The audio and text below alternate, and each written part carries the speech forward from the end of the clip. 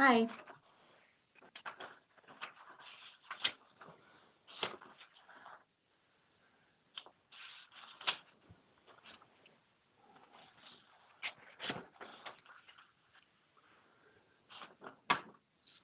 So we are also expecting our planner John Jackson, but not until later. Is that your understanding, Madam CAO? Yes, Mr. Mayor, although based on our discussion this afternoon that you and I had and the possible deferral of that item, I would have to text him to let him know that he's still needed if you want to proceed with that. But I know he's tied up in another meeting at 7, possibly to up until 7:30. So the timing was unfortunate today. Okay, well, I guess we can see when we get what time it is when we get there. So I see that Councillor Lamb has joined us. Is there anybody else that we're missing that we need to proceed?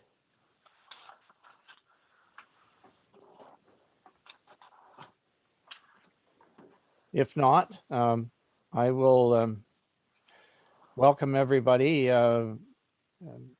We have, I see that the recording is turned on, so just a notice to everybody that the meeting tonight is in fact being recorded. We have all 5 of our councillors tonight. Myself, Mayor George Comrie, Councillor Joe Lamb, Councillor Beth Gorham-Matthews, Councillor Joe McEwen, and Councillor Brian Woods. From staff, we have our CAO clerk, Michelle Hendry, our fire chief, Bob Whitman, our treasurer, Patricia Allen, and our deputy clerk, Judy Mines. And I see we have 2 guests from MPAC that I'll introduce in a minute. And I see Doug Hickey is on. Welcome, Doug. And I think that's the participant list as I see it. So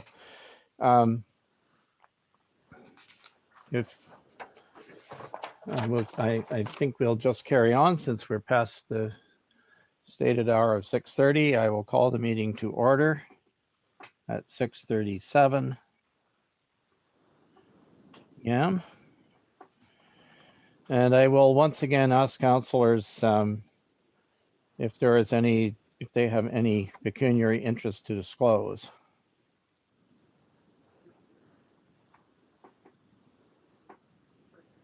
Okay, hearing nothing, I will. The record will show that none was declared.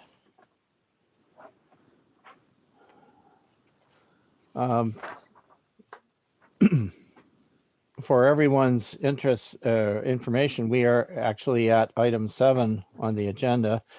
We did have an in-camera session, closed session, prior to this upper hour, brief one. And so that part of the agenda has been completed.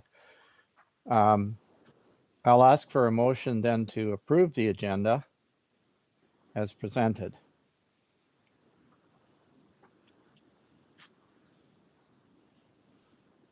I'll move, Councillor McEwen. Thank you, Councillor McEwen. Seconded by, is that Councillor Gorham-Matthews, I heard? Sure. Yep, thank you.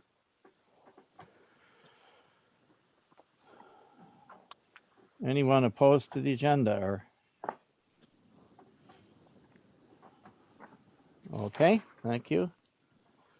Under matters arising from the closed session, could I get a motion? Could I get a mover and seconder that the minutes of the closed session meeting of the regular council meetings for March 15th, 2021, and the special council meeting of March 29th, 2021 be approved as presented? I'll move it, Councillor Lamb. Thank you. Seconded by? I'll second. Thank you, Councillor Gorman Matthews. I trust there is no discussion about these. We had our discussion in the closed session, so unless I hear an objection, I will declare that motion carried and those minutes approved. Thank you. That brings us to presentations and delegations. And we have with us this evening Ann Haynes and Caitlin Potts from the Municipal Property Assessment Corporation, or MPAC. And they are here tonight to give us an update on assessments and on other things that MPAC is doing that impact us as a municipality. So Ann and Caitlin, your presentation is on my screen. I hope everybody who is online can actually see it. Please take it away. Okay, great. Thank you, Your Worship and members of council. Again, my name is Ann Haynes, and I'm a regional manager with MPAC. And with me tonight is Caitlin Potts. I'm not sure if she's on camera or not, but she's here with me.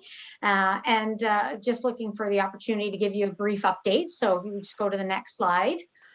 Just want to talk a little bit about the next province-wide assessment update. So we don't know yet when the next assessment update province-wide will occur or what the valuation date would be. And when we do know that, we will certainly share that out. But we do know that as part of the Ontario government's 2021 budget, Ministry of Finance announced the decision to further postpone the province-wide property assessment update due once again to the pandemic. So the last time I was before your council, we were getting ready to release those new values. And I said, you know, I'll come back when we're closer to the launch date. And then of course, the whole world changed and COVID hit. So that was paused due to COVID. It's now been extended. What we've been doing at MPAC, we're still busy. We're still working remotely, virtually. We are doing inspections where it's safe to do so. Of course, when it's in a gray lockdown, we are not. But in the red, green, yellow, or orange, we are out doing a brief exterior inspections. So we've been catching up on the building permits and working with municipalities to try to share digital plans. And obviously with property owners, a little differently with COVID, simply due to the fact that, again, we were limited for quite a while to actually get out into the field. But lots of different ways we've been able to reach out and contact and keep connected with our municipalities, our property owners, and the province. We're also keeping a close eye on the market. So we were set to release values as of Jan 1, 2019. And as mentioned, that was paused. That's what we know. So if we just go to the next slide, you'll see that this year in 2021 and based on the budget announcement next year into 2022, we will continue with the market values as of January 1st, 2016. So that is our valuation date until such time as the province does consultations and decides what direction they're going to go with the next province-wide update. So we're staying in touch with, as I said, our municipalities, our property owners. Our values will still, so if somebody builds a house today, we're still picking it up, but we have to backdate it as of what it would have been worth as of Jan 1, 2016. So that is what we know.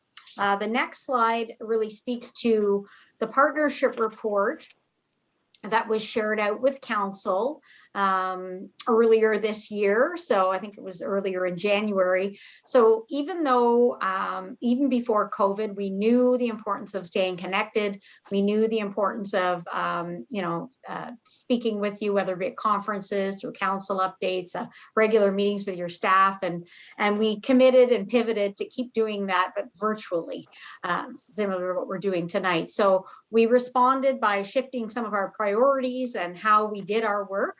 We found new ways to capture new assessment. So there was 37.3 billion picked up in 2020 in the pandemic across the province. And in Whitestone, we achieved 5.4 million in new assessment of the 5.8 million forecast. So that was around a 92, 93% hit on the forecast, which was great. Again, despite all of the changes with COVID and the lockdowns that we had. And we're also getting closer to the 85% of picking up new assessment within a year of occupancy in Whitestone. So working very closely with your staff on that and the CBOs for status updates. As mentioned, we're staying connected virtually with conferences. So we held the AMO conference was virtual, Roma, OGRA, we are there. We had a presence, although virtual, and we had a booth, and it is a lot different than the in-person, but we're still able to connect with our municipalities. And we're also transforming ways we share data with you. So we launched a couple of weeks ago in this area our new Municipal Connect portal. So we revamped it, relaunched it. We brought the IT work in-house to save money and be more efficient, and to be able to pivot and make changes based on what staff want internally. So that was another really good opportunity in the pandemic. Now the full report, the full partnership report, there's a link on the bottom of the screen. If you haven't read it, I'd encourage you to check that out. All right, so the next slide, really just our continuation, our commitment to work together with you and all municipalities. So across the province, we were able to share digital plans from the municipalities to MPAC. Over 200 municipalities participated in this, and we also had 80 municipalities that opted for curbside pickup or an in-office viewing of the plans in a safe room or a safe environment.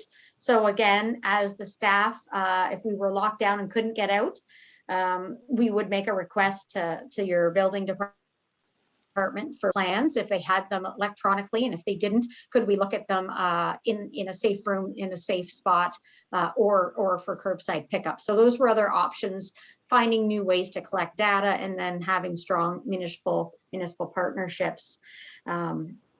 So the next slide really speaks to the importance of the role of getting those permits timely, and how we turn those building permits with new construction, whether it be additions and new builds, boathouses, garages, what have you. We turn that new construction into assessment. The owner is notified and gets a notice. The effective date is from the date that the change commences to be used.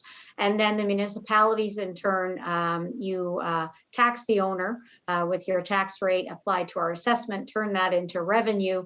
So the sooner we get the process of the plans coming in, and I believe yours are coming in monthly and timely with status updates. So that's great. Thank you for that. And then if we can also work together to try to get digital plans at some point, if that's a possibility, whether it be from us viewing it or you sending it electronically. Again, we know there's a high correlation between getting the plans and getting that assessment pumped out much quicker. And then the next slide speaks to your assessment base. So we've got the 623 million. That was as of rural return, the lion's share being in the residential category, 608 million. And then you've got some special and exempt and farm. Farm will include managed forest as well. And then your commercial and industrial base. So they're a little bit smaller. You can see the majority in Whitestone is 600 residential rather, sorry. And that was about a 0.70% increase overall from last year to this year. Okay, and then the last slide that we have just really speaks to staying connected and how to stay connected. So you can register for our In Touch newsletter from our website, mpac.ca, go to municipalities. From there, you can also attend, we host monthly webinars on various topics. So council and staff are invited to partake in those as well. And our municipal and stakeholder relations team, there's been some changes with me in my role since we last met. So on the map, zone 5 is where your municipality is located, and I've now been moved into zone 1. So I'm leading a team in zone 1 as a regional manager. And because my boss hasn't filled my position yet, I was given the opportunity to come out and see everybody tonight and say farewell. That I have started in February, but I'm still transitioning, and Caitlin is still here, and her name and Becky's name is on the last slide if you do need to get in touch. But I do want to thank you for the opportunity to speak tonight. It's been great working with your staff, Michelle and Pat and Tyler, everybody at the municipal office, and thanks for all your efforts throughout the years. And I'll certainly miss working in the area, but I'm excited with my new challenge. And I think the last slide just has our contact details if should you need anything, and I'm glad to answer any questions you might have. Well, thank you very much, Anne. Councilors, if you have any questions for Anne, please, this is the time. Hi, Ann. Councillor Lamb, how are you tonight? Good. How are you, Councillor Lamb? Great, great. Just a couple questions. Okay. Special exempt 5.2 million. Can you give us examples of what that is? Sure. So your churches, your government property, so your municipal office, your post office, federal, all of those types of properties would be exempt from taxation. So they are prescribed under the Assessment Act, right? So we don't pick and choose who's exempt. It's prescribed under Section 3 of the Assessment Act. There are lots of exemptions in Section 3 that you may or may not have in Whitestone, but that 5.2 million would make up, like I say, it could be anything from a church to a federal, a municipal, a provincial, A school. A school, yeah, anything like that is exempt. Okay, thank you. My second question is, you mentioned 5.9 million, I think, of new growth. Mhm. And I think that relates to 0.7% of 0.7 of 1%. Is that, do I have that right? Okay. So almost So- 1%, yeah. Okay. So, I always think that because we're dealing in 2016 terms, all the, increases in value, et cetera, have all worked their way through the system. So this is really, the 0.7 is really, I don't know, organic growth. It's someone's putting a new cottage up, or someone's, putting an addition to their home or whatever, right? So, our services, particularly in terms of new builds, would be called upon because there's, probably more people here. And I like to separate that from just kind of growth of the market. Thank God we're not looking at the market this year, how crazy the real estate market is. But so anyway, so I've got that right. 0.7% or 0.75% is straight growth in terms of new building. Got nothing Correct. to do with, okay, thank you. No, it has nothing to do with a market shift or anything. No, because they're all, whether they're built today or a year ago, they're backdated to what they would have been worth as of Jan 1, 2016. So there's no market impact, just net new assessment based on the valuation date. And you average between 5.9, 6 million, 5.5, 5.4 in the last 4 years. So you've been steady with your new builds and your new growth in Whitestone. So you've been very, very steady, even during COVID. So. And how does that compare to other municipalities in the area? So everybody's a little bit. Percentage-wise. Yeah. So I don't know if I would be able to quote an exact percentage-wise, but obviously some of the other West Prairie Sound municipalities, it's just a matter of volume, right? So the number of your properties versus the number of their properties. But the 0.7 itself, anything close to 1% is within the norm. Okay, thank you, and good luck on your new position. great. If you have any friends in Southwest Ontario, tell them I'm a good egg. Yeah, the only other comment I'll make is you were talking about the special groups, as you said, post office. If you can get us a post office in Dunchurch or Whitestone, we'd appreciate it. So Yeah. I can't, unfortunately. It's not within my powers, but maybe someone listening tonight will make your wish come true. Okay, thank you. And Caitlin's there as well. Thanks, Caitlin, for holding the bag while I've been off doing my other things. So are there other questions or Yeah, comments? and Councilor McEwen. Hey, Counselor. Yeah, and thanks for coming. It's been great working with you over the years. I've met you many times in the office in Dunchurch, actually. So Yeah, that was my hangout. Yeah, considering the explosion in real estate and the higher property values and such, any future projection on the effect of on our assessment? It seems like we're reaching back into or going into the mode of like a Muskoka or Georgian Bay kind of property values and all that kind of thing. And you've floated through as in Whitestone on a pretty modest assessment level and base. Any comments on where this might be leading us with the high property values? Yeah, so I'll just take you back to where you came from. So when you move from 2012 to 2016, Whitestone actually had the highest increase in West Parry Sound for residential. Reason being is your base values were lower than everybody else, and they kind of caught up, right? So you had a bigger jump in that base. And now we were heading into 2019, we were going to see a similar pattern, but that got paused. And now what's happening in the economy, it's supply and demand, right? So there's not as many out there, and the ones that are going for a premium because the interest rates are low and people want to get a mortgage or they want to get out on their own. So we're seeing the effects of supply and demand all across Ontario right now.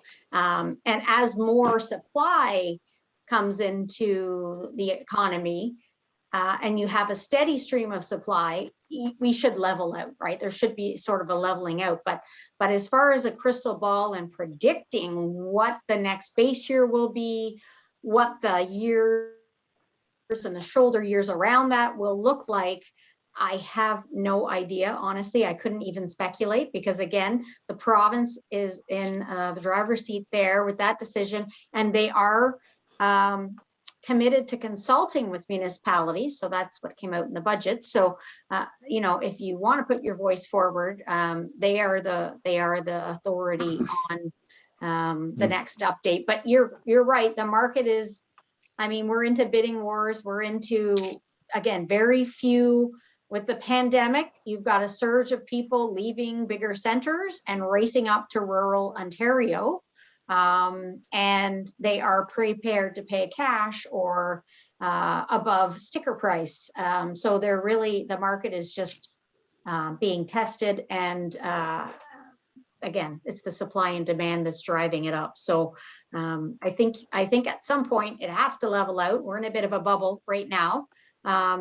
So it is a hot market, though, I would agree, and it hasn't slowed down from what I've seen yet, but we are continually watching the trends. We get the sales from the land registry system because we need them to do our jobs. It's how we arrive at our values. So we are going to continue to watch those trends. And once the next assessment update is announced, we'll have a better sense of what that might look like for each municipality, and we'll come back out and sit down with you and we'll have another conversation. Okay, so we're just hang on to our hat and see what happens. Yeah. Thank you. Any other questions or comments?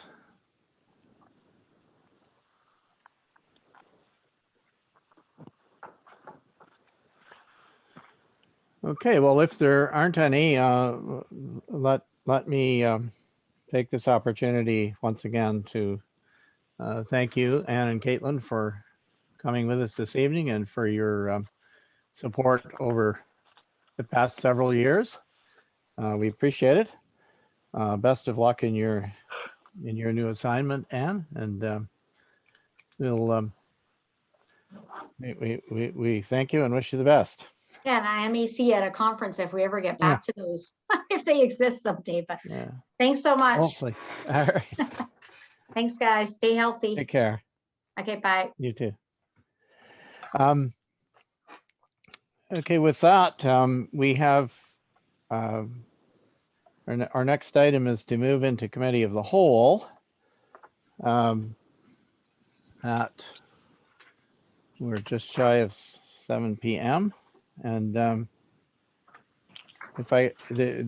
purpose of going into committee in the whole is to look at a planning item, which we may not do, but perhaps more importantly is to consider the amendments to the budget. So if I could get a motion to move into committee of the whole, please. Mover and seconder. I'll move, Councillor McEwen. Thank you, Councillor McEwen, seconded by I'll second, Councillor Woods. Councillor Woods. Thank you. Any discussion? Anybody opposed? All right, thank you. We are in committee of the whole, and we have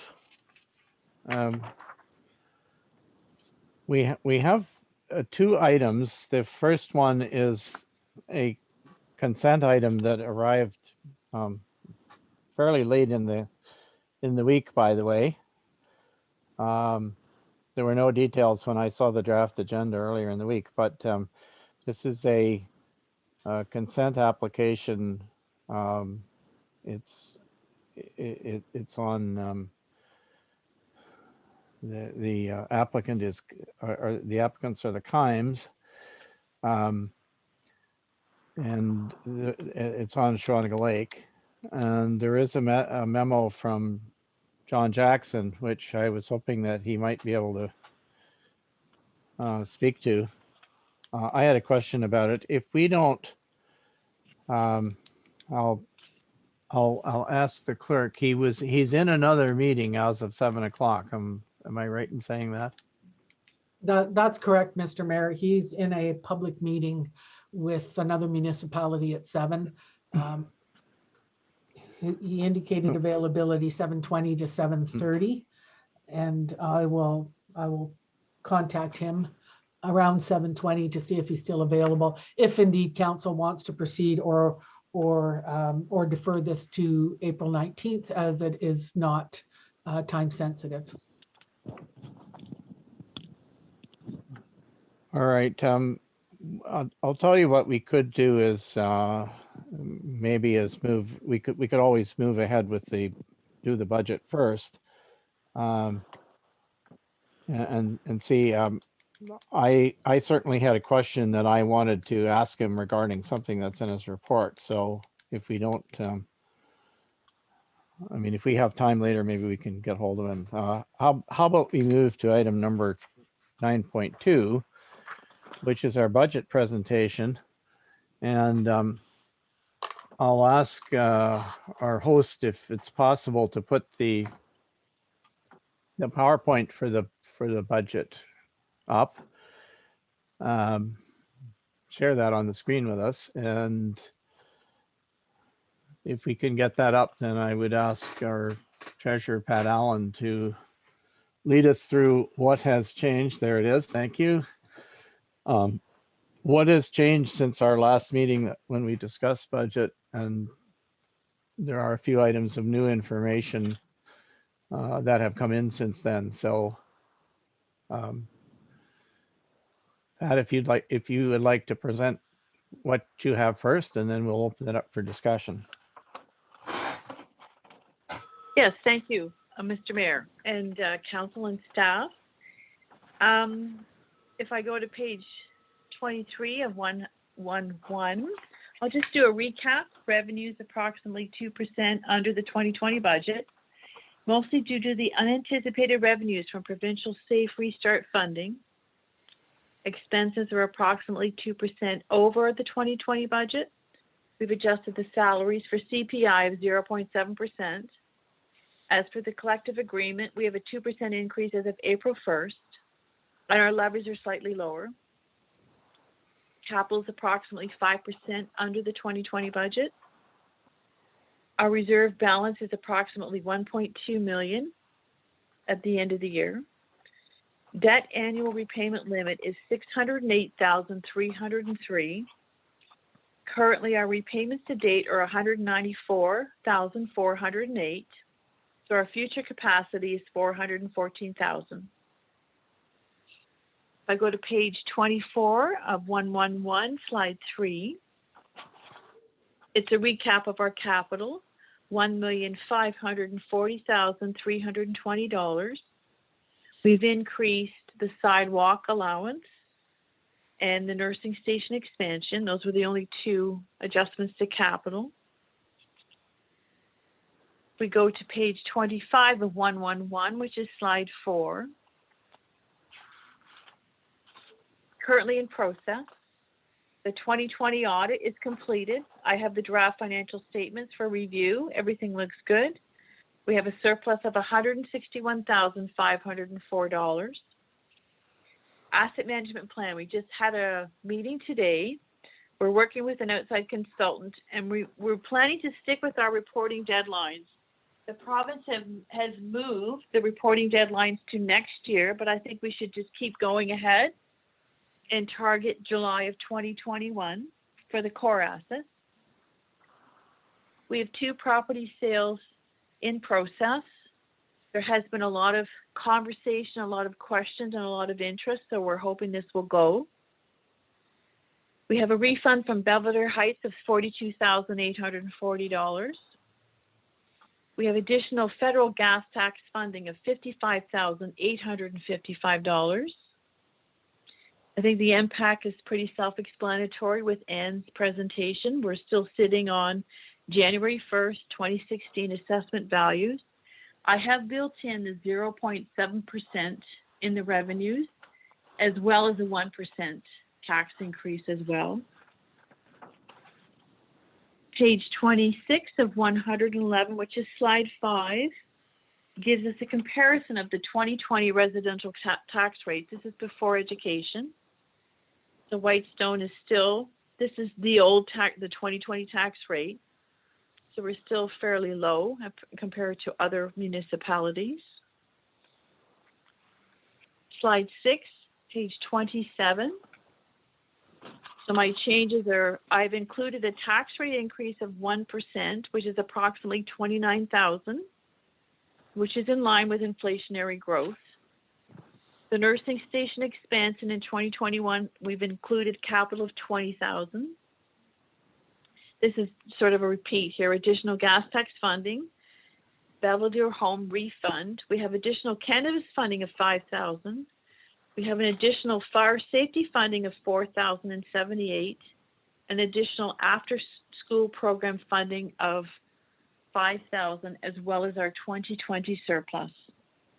We've increased the gravel and dust control expenses, and I've adjusted our reserves to give us a balanced budget. Page 26, or I should say 28 of 111, which is slide 7, is a snapshot of our grants that we have applied for.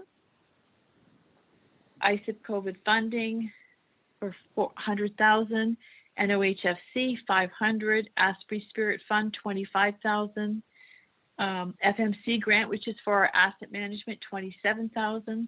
Fire safety, there's the 4,800 right there. We did receive the invasive species of 1,000. Modernization grant, 60,500.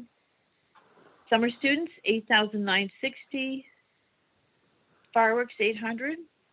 Trillium, 52.5. Healthy communities, 45,000.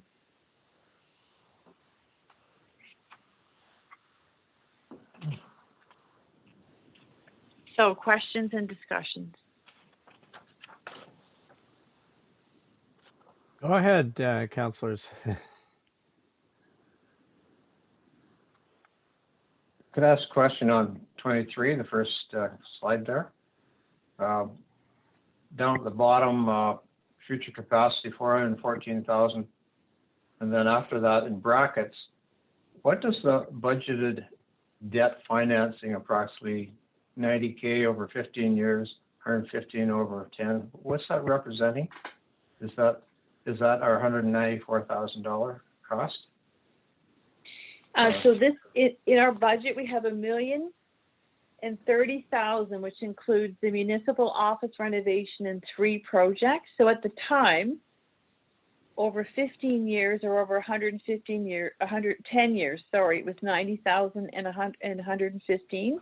But I rerun the numbers for 500,000 at 20 years is 2.77%, and 30 years is 3.3%. It's lower, 32,000 and 25,000. So these were just estimates of our projected debt borrowing. Okay, thank you.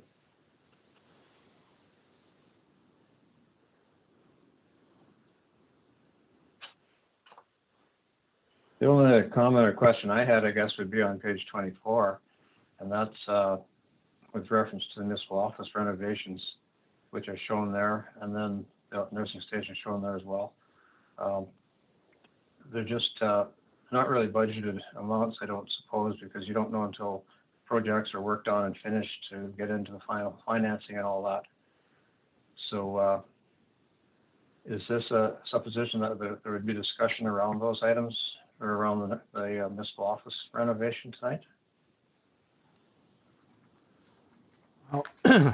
Excuse me, I'll answer that question. The answer is yes. What we are hoping to do this evening is to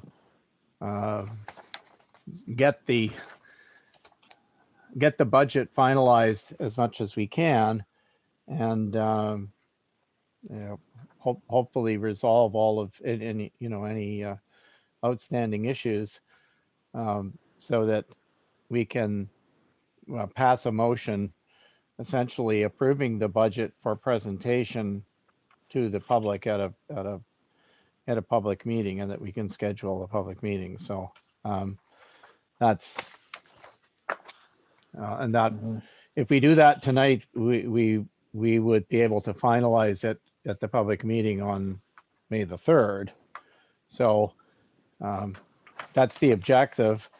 If you took a look at the motions that were circulated to you this afternoon, you would see that there are some suggested motions, one of which is to approve it as presented, and the other is to approve it as with some amendments. And those motions will happen, of course, after we come out of committee of the whole. So this is just an opportunity for people to ask questions or raise comments or suggest suggest changes if you don't want to approve it as it is. Okay.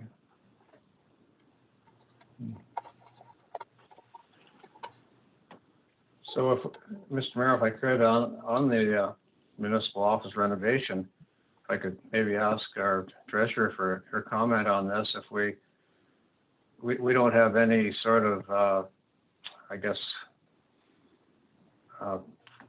process to proceed with, or example of option A, option B, that kind of thing.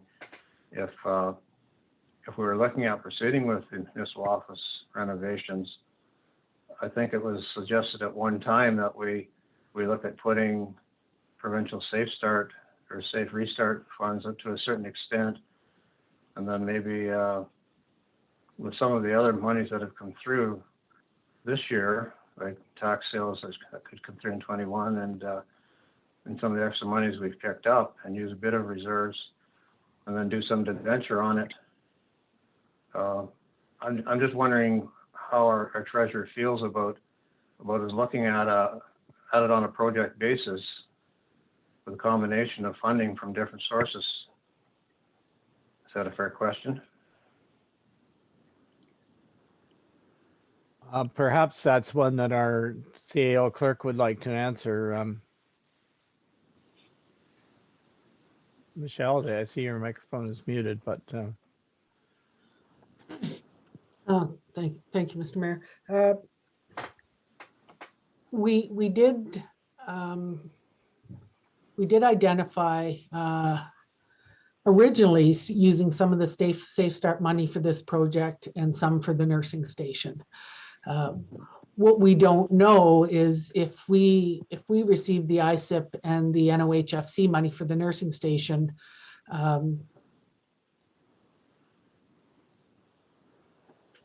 municipalities plus the $150,000 of fundraising, there may be very little money that the municipality requires to build the nursing station, and that's assuming that the costs come in where we estimated they were, which means more money could go from the Safe Start into the office renovation project.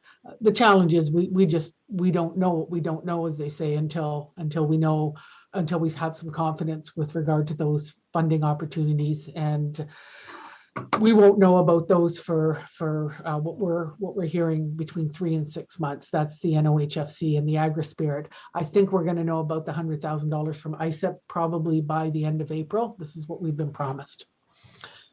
So it all, the funding of this project and the nursing station are linked to, the nursing station, of course, is linked to our grant applications. We have some confidence, but we don't know for sure. And then the municipal office, there's no grant applications available for that project, just the Safe Restart money.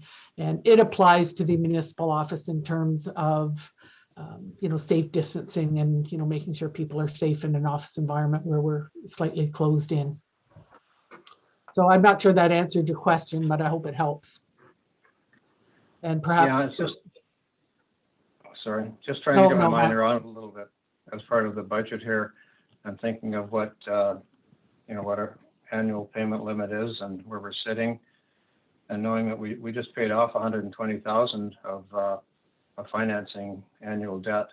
That's the Fire Hall office complex presently. So it just seems like we're probably in a position, if we do our proper financing and do a proper assessment of how we move forward, to include the municipal office renovation at this time, considering the need for space and the identified need for it. So I just want to try to generate some discussion around it, and I guess I'm sensing that it's probably doable financially, with the use of some reserves and some Safe Restart and such. And I know there's some other different feelings on this project at this time. So anyway, just to get us started on thinking about it, talking about it. Thank you. Just to be clear, if I may, there is $750,000 proposed to be included in the capital budget for that project in 2021. Assuming the project goes ahead, then it would, in all likelihood, be financed. I think you can make that assumption. But that is already included in the capital budget that's being presented to you, if you see the details of it. The current status of the project is that there is a task force consisting of Councillor Woods, myself, the CAO, and our CVO, who were looking at possibilities for doing this, possible configurations and options. And there is still some work to be done and some options to be investigated that might not involve, blasting any rock, for example, things of this sort. So the project isn't ready to proceed as of this particular moment in time, but there is the intent is that it would in fact get done in this calendar year, whereas the bulk of the nursing station project, as an example, would actually be done next year. There's only $20,000 included in this year's budget to cover the costs of the engineering work. So Once again, Madam CAO, if you have anything to add to what I just said, please go ahead. But that's my understanding of what's in front of us at the moment. No, that's correct, Mr. Mayor. We do have what we think is a pretty good configuration. You offered some suggestions, and I have since talked to the architect about those suggestions, and she wanted to give it some thought. There was some positive and negative thoughts processes and with respect to the idea, but it was a fairly quick conversation, and I appreciated the fact that she wanted to give it some thought over the Easter weekend, and I didn't connect with her today. So I don't really have anything more to add other than we would plan on going to tender this year and doing some of the nursing station preliminary work probably into the fall in preparation for a tender that would be released in January of next year. Okay, thanks. Other questions or comments about the budget? Yes, Mr. Mayor. Go ahead. Yeah, so this is just a minor comment. I just wanted to say that under the on page 28, where it lists all the grant opportunities, our CAO can confirm this, I think, too, that our public works manager applied for another grant from, I think it's the TD environmental grant for $5,000 that would also go towards our invasive species program. So we received the one grant towards the program, but if we get the second grant, then the entire program would be funded through grants for 2021. We're just waiting to hear back from that. That would be in the spring that we should hear.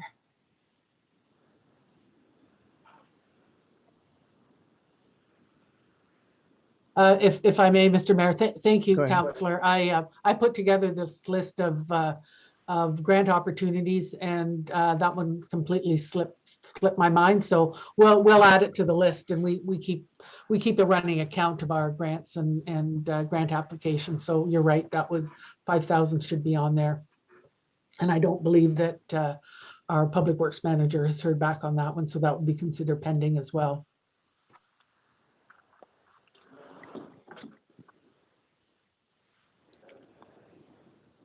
Okay, so any other comments about the proposed or questions about the proposed budget?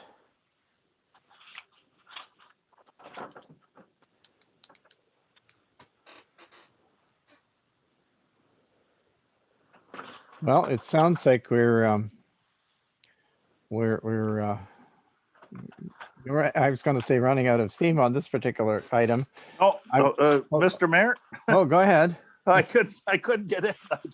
I've been yelling at myself here, so I must have done something wrong. So anyway, am I on? You're on. Go ahead. Okay, thank you. So on the budget, just a couple of comments. I hate to keep pushing that we should be doing bigger and better things on the nurses station, but I personally am convinced that that's what we need to do. I'm not convinced that cutting it down from 1,500 to 1,000 square feet and moving stuff into the basement is the way to go on this thing. Someone asked me what happens if a nurse practitioner happened to be in a wheelchair, and I've had a doctor at one point who was in a wheelchair, and they needed to go into the basement. So, but I think it goes beyond that. I think, we all got a memo today from Marcella. And, when I look at all the wonderful things in here that can come in the future, in terms of even renting out space to practitioners and leasing out space, that kind of stuff. I really, really, really think that this should be more than 1,000 square feet. We shouldn't build anything, in my opinion, for 10 years, as I think Councillor McEwen sort of inferred at the last meeting, we should be building out for 20 years. We should be thinking in terms of regional health and going bigger for, you know, rather than smaller. I just think that we'll end up being short-sighted on this thing. I'd really like to have a discussion with Marcella. She's not on the call, I guess. No. No. Tonight. Okay. You know, before I would be, you know, prepared, you know, I mean, obviously I'm very much for the nurses station, and I think the community is. And I just would like to ask, you know, some of the questions here, maybe have Marcella call me perhaps to alleviate some of my fears here. I just really don't think that it's big enough.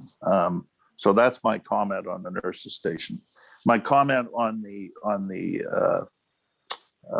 staff or the increased size of the municipal office is I am not supportive of it at this point. I've not seen anything or talked to anyone that's alleviated my fears that the world has changed, and you know, simply you know, bumping out. Now I hear we may not have to bump out. You know, it seems to me before we approve $700,000 in any budget, we should know what we're doing. You know, I thought the plan was to knock out the rock on the side of the building and put on whatever 1,000 square feet. I haven't looked at all the detail. Maybe I've missed it of the renovation to the office, but I'm not supportive of it at this point. When I look around and I see professionals all over the place who are working from home and will continue to work from home, or job share or desk share in today's new COVID world, I just can't come to grips with putting $750,000 by the time we put furniture and everything in there. But certainly north of 700,000 into a municipal office. I don't think it's necessary at this point, and I think we need to search for other solutions, whatever they are, to come up. As I think I said at the last meeting, the CAO of the city of Burlington, which is a pretty big corporation, hasn't been in the office for at least 5 months, has not been inside the office. We need to think the world has changed before we just expand an office building. So I'm not supportive of it at this point. So those are my comments. I think at the last meeting, I said I was supportive of the $80,000 extra that we were putting in for the gravel. I also am supportive of the study or whatever we're doing on sidewalks, which I think was an addition at the last council meeting, and I'm very supportive of that. Two last questions. Pat, at the last meeting, you had said the surplus was going to be 161,000, and then we still had 100 and some odd thousand to allocate, if I heard you correctly. And what about that allocation? I thought I heard you say when you made your presentation that you somehow allocated that. Am I wrong? And I've got one question after that. But whatever happened to the allocation that we needed to make to keep, you know, the tax increase at 1%, and that's of the surplus? Yes, through you, Mr. Mayor, Councillor Lamb. The surplus for 2020 is 161,504, which brings down with the pluses and the minuses. What I did was I adjusted the reserves that we took out. So the reserves is now reduced to 70,000 to balance. So the pluses outweighed the minuses. My adjustment was the reserve balance that I took out. Okay, I'm not sure I understand that, but so be it. Maybe others do, but and I'm not questioning you, I guess. In other words, we've allocated the whole $161,000. That's correct. If you go to page 40 of 114, the reserve balance on 16-790, transfers between capital funds, is now only 70,746. That used to be a lot higher. So with the additional surplus from 2020, what I did was I reduced the amount of money that we take out of reserves to fund our operating and capital. So that's the plug right there. It's now reduced to $70,746. Okay, thank you. My last question was, I heard you say the 1% tax increase, and then you said you've worked in the 0.7. The 0.7, is that the impact thing? Is that what you're referring to? The same 0.7? Yes, correct. Okay. Through you, Mr. So, Chair, Councillor Lamb. Yes, so 0.7% that Anne was just talking about is already built into the revenues, and then I've added an additional 1%. Okay, so if I'm the average taxpayer in Whitestone, whatever that is, my taxes are going up 1%, or my taxes are going up 1.7%. And I know that's kind of a loaded question, but you know what I'm getting at. Yeah. If someone said to me, what are the taxes going up? And I said, well, this year we passed the budget and it's 1%, right? And I know some go up less and some go up more, but is it 1 or 1.7%? No, it is 1% because the 0.7% is based on new builds. So a property that has, say, an addition would automatically get a reassessment, and that would be a one-off. That would be a one-off adjustment. Okay, that's what I thought. I just wanted to clarify that. So, and I think I've asked enough questions here. I will not be supporting tonight passing this budget on to a public meeting. I know I'll probably lose that, but there's just too many questions in my mind. And I wonder if the Madam CAO could have Marcella please call me on the nurses station if possible. Through you, Mr. Mayor. Yes, I can do that.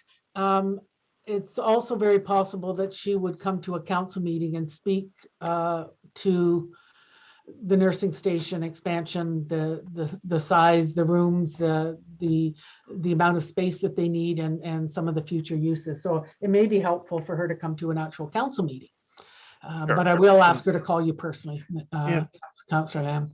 Yeah, and I would ask that you, Madam CAO, call me on the expansion of the office. I know there was some committee, but I don't think all the information from that. I'm not meaning this negatively, but I think the people that were on the committee perhaps know more about it than the people that weren't. So there's an information gap here, and I'd like to speak to you on that. Hopefully, at some point, you can garner my support on the municipal office expansion, but at this point, you don't have it. So thank you. Okay, if I can just interject here about first of all, about the process that we're talking about. What we're attempting to do here is establish a budget. We do not have, final definitive numbers in terms of what some of these projects are going to cost. And as you can see, what we did with the nursing station was to say, well, since we're not proposing to actually break ground in 2021, we still have an opportunity to review these details. And my thought on the matter, rather than have people engaged in individual conversations about it, would be to have, once we have, as we move on into the year, once we have a little better information about what grants are in fact available, to go back and devote some time specifically to the discussion about the facilities that would be provided through this expansion, and get into a little more detail about where the money is coming from and so on, because we still have an opportunity to do that. And we likewise have the same opportunity to do it with respect to the expansion of the municipal office. There are still things that need to be investigated, and I would have anticipated that we would have, again, before any actual tenders, any work is tendered or anything like that, that we would have a meeting where we could discuss, present and discuss how this space is going to be used, and what options there are, for, if there are any, for how much it's expanded and in what direction and that kind of thing. But the important thing for us to do tonight is because we're trying to establish our budget for the year, is to set aside funds, and those funds, as you've already heard, were intended to be spent in 2021. So we're not in a position to resolve some of these details tonight, but we do, I believe, need to put a placeholder in the budget for some significant amount of money to allow it to proceed, so that it's in the plan and everybody knows what's going on. So that's why we are where we are. The other comment, just in response to Councillor Lamb's first question, and Pat, maybe you can fill the numbers in for us, but in fact, if you looked back at our initial discussion of the budget this year, we were talking about effectively taking more out of reserves than we were putting back in. And where we are now, with the adjustments that have been made most recently, and again, including all of the things that are presented in the budget for you, there is in fact a net contribution to reserves. Pat, can you give the numbers? Actually, tell us the numbers that would back that up, So please. Absolutely, yes, through you, Mr. Mayor, to the rest of the council and staff. Page 47 of 111. We have a ending balance of 1,080,131 in reserves. We are adding 155,000. We are taking out only 70,746. So we're ending with 1,164,385 is our ending reserve balance. So we are adding 155,000, and we're only reducing it by 70,000. Okay, thank you. I just wanted to make sure everybody realized that had changed to a net contribution to reserve. And if I may add too, Mr. Mayor, we have the debt funding that's added into the revenue for the office expansions, as well as the corresponding expense. But if that changes, obviously both the plus and the minus will change as well. Okay, thank you. Are there other questions? Mr. Mayor, could I make a comment? As I didn't think we'd be talking again about the nursing station in this fashion, but as the rep from council, I'd just like to try to clarify a couple things if I could. Well, sure, go ahead. The first one is budget related, and that is if we were to expand to the 15. Sorry? Councillor McEwen has the floor, please. If we were to expand to the original ask, which the committee was looking at, which was partly utilizing what space will now be utilized in the basement. The basement will only be used for compatible service type issues. This has been talked about in some great detail. We had an estimate in of like $1.2 million if we went for the original ask, and we felt that was unreasonable to council to come to council for a service that's provided within our community, outside the community, and the whole kicker. That would be another $550,000 over the $750,000 that's being budgeted for and worked on and worked toward building. That's a tremendous amount of money extra to put into something when it was deemed by going out to other practitioner nursing stations and West Raytown Health Center that what we have existing and adding 1,000 or 1,100 square feet to it, we'll have about 2,200 square feet on the ground, which is going to be the envy of all the other nurse practitioner units in the six in the West Raytown catchment area. So the committee feels quite comfortable and very good about having the additional space to provide a really good serviceable nurse practitioner-based center. So the basement part of it, the basement is going to be used where we have compatibility, as I say, for those services that don't require on-ground service.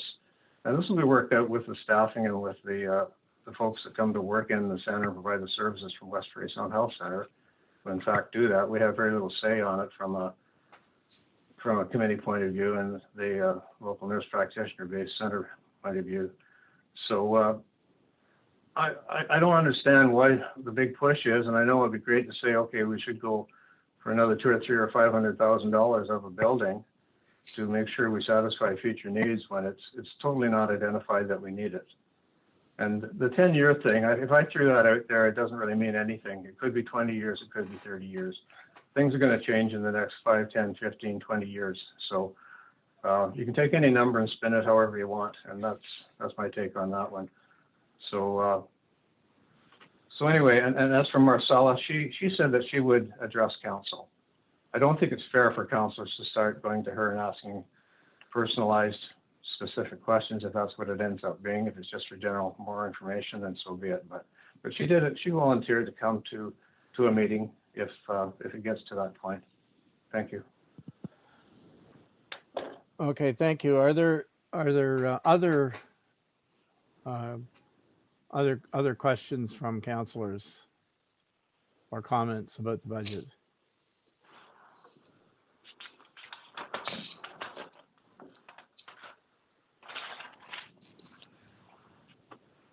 So I'm not hearing an email. Madam CIO, I wonder if before we move out of committee in the whole, is it worth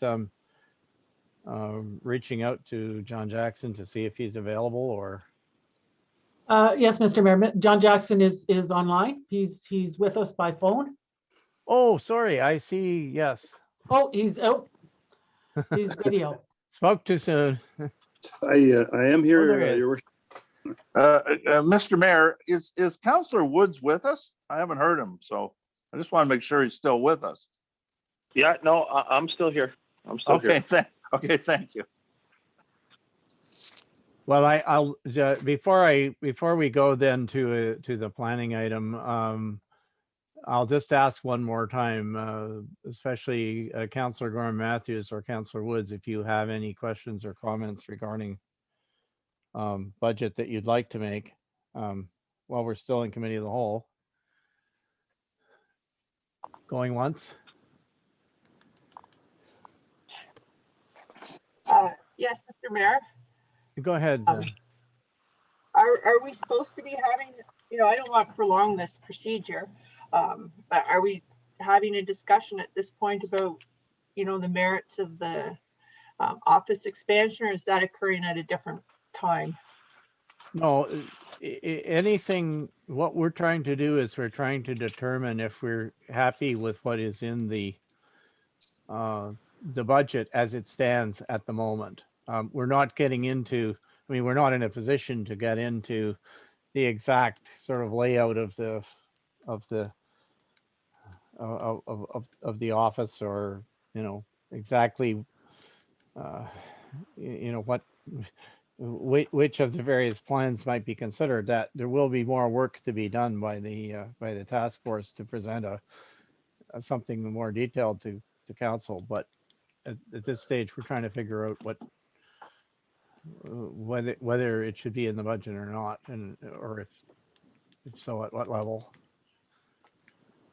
Well, you know, for myself, I think I've looked at the plan, you know, I've realized that they're going to vary some while you finalize it, but I think it's a really great plan.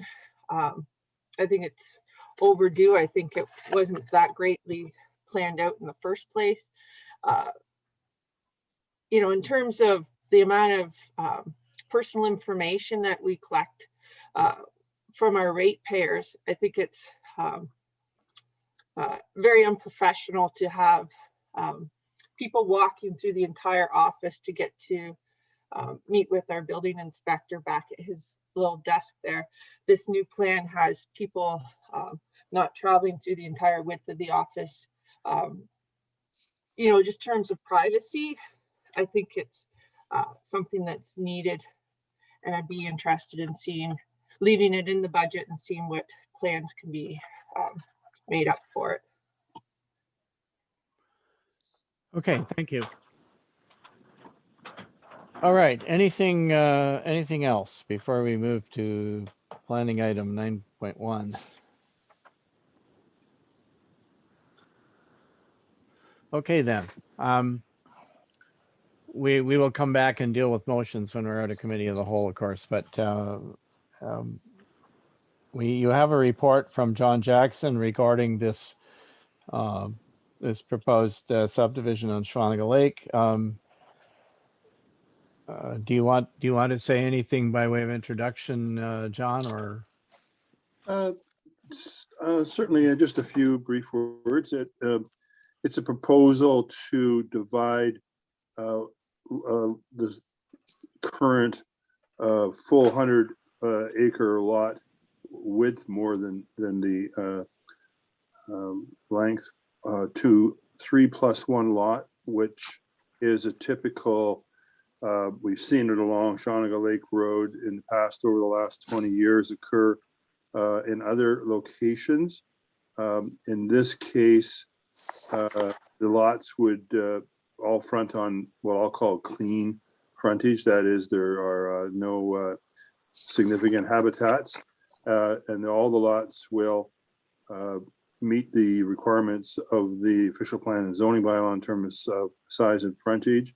One of the things that's typical of Schwaniga Lake Road is it was a forest road that was never properly conveyed to the municipality, so that the property owner actually has the ownership of the lands underneath Schwaniga Lake Road. And although it's seasonally maintained by the municipality only, it is always good practice to acquire ownership of that deed when we have the opportunity, and we've done this in other areas too.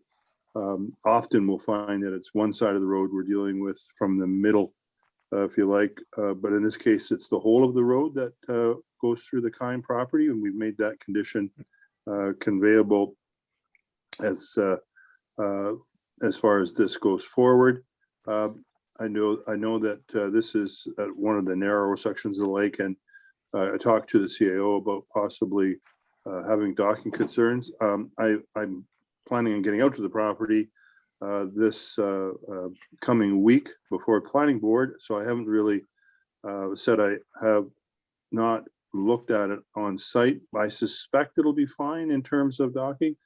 If we look at the materials, the dock that's on the existing Kime developed portion of the lot shows up merely as almost a pinhead. So I do not suspect there'll be a docking issue, but we talked about even deferring it until the 19th if that was council's preference, so that I could come back and offer a first-hand view. But it's council's decision in any event to decide whether they want to prefer to go forward or wait until the next meeting.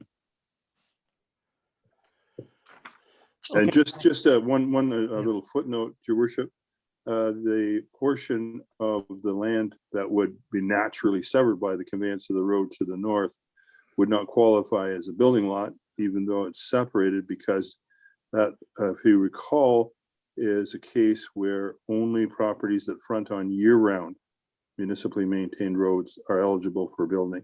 So it would just simply sit there as a separate lot, not eligible for building other than a hunt camp. Okay, thank you. That's a question somebody might ask. Might have asked. Questions for John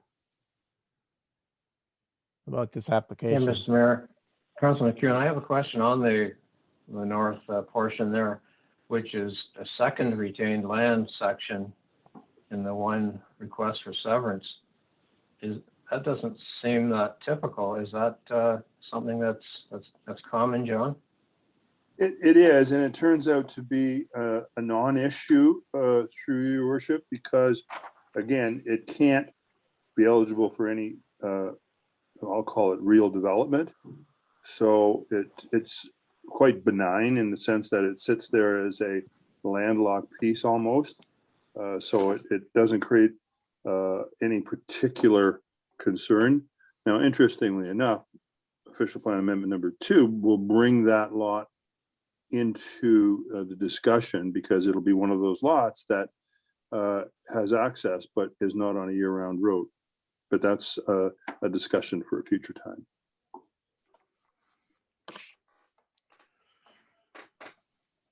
Okay, any other questions or comments?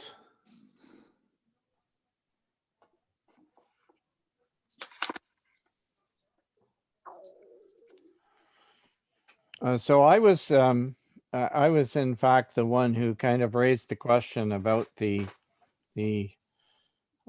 narrowness of the lake at that point, and it was because that was actually in your report, John. You mentioned the fact that that there had been a concern expressed, and I don't know by whom or when, but that owing to the fact that the lake was fairly narrow, that there could be some issues related to boat traffic in front of the property. And I guess in light of that comment, what I was looking for was some accurate assessment that one would get, not looking for a survey necessarily, but an assessment from an on-site visit that would say, okay, this is in fact the distance between the two shores, measured reasonably accurately, and this is the depth of the water and so on, so that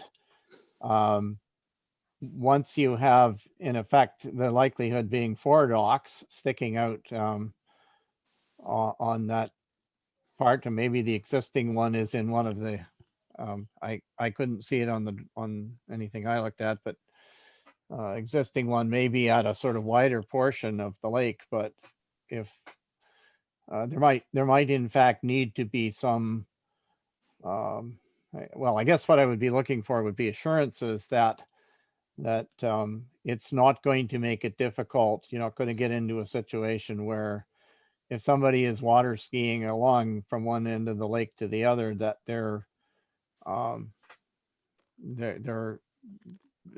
a potential for interference with those properties, with the docks and boats and so on, because of the narrowness of the channel. And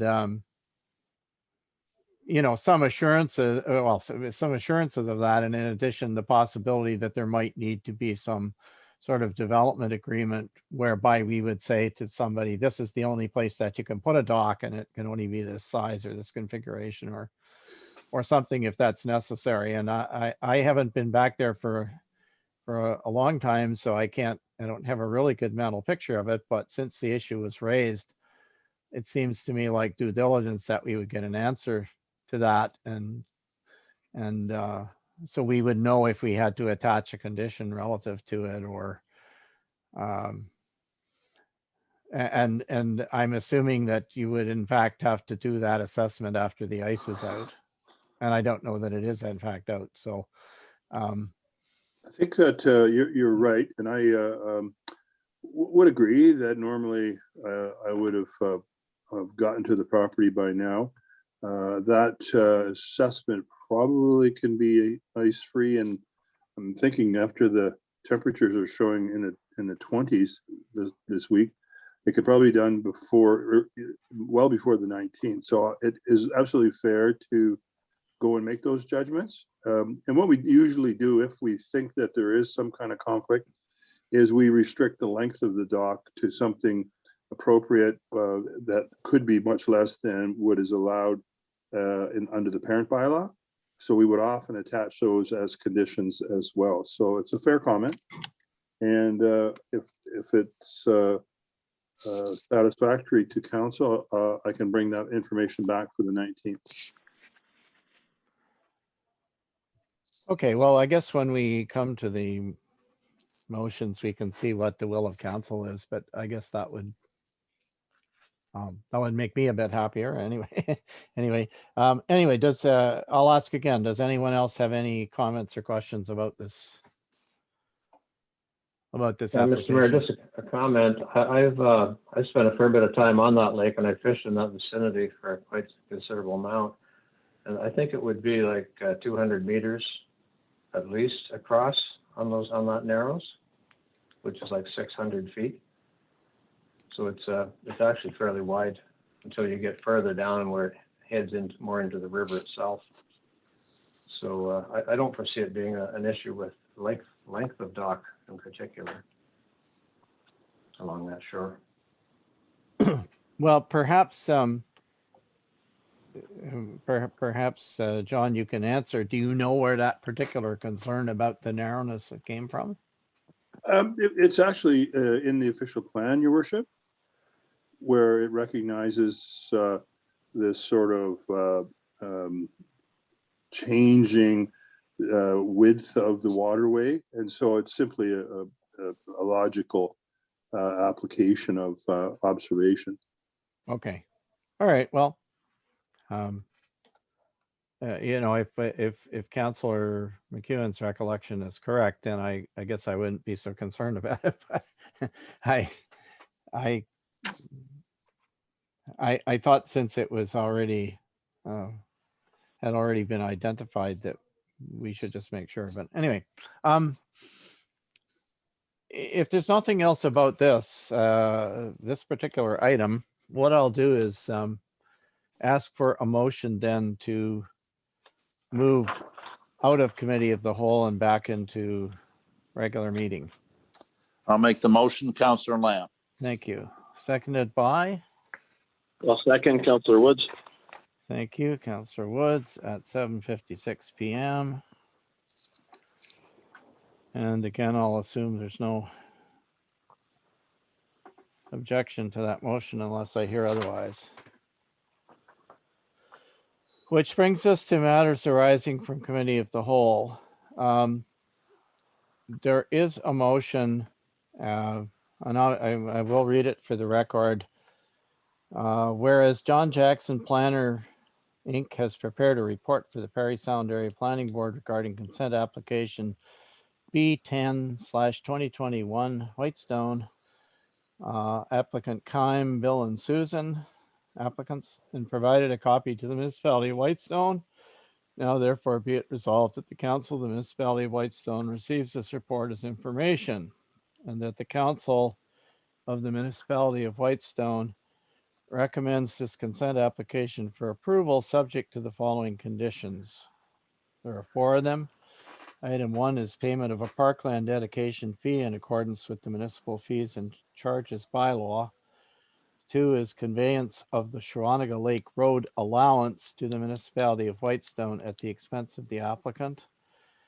Item 3 is receiving 911 addressing for the new lots, and 4 is payment of any applicable planning fees. So I would entertain a motion either to approve this or to defer it to the 19th for more information.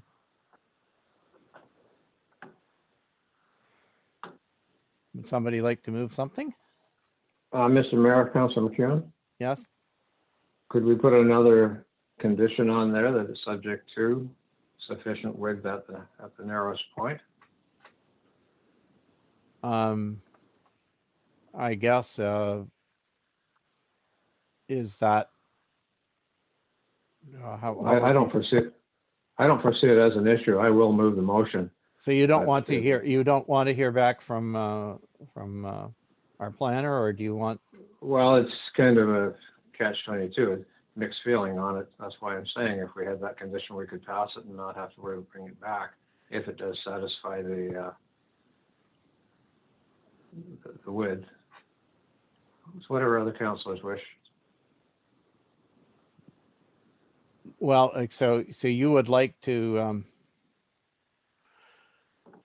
all right, let's just procedurally, do you want to move the, do you want to move the motion as it is then for approval, and then we'll amend it? Sure, I'll move. Is there a seconder?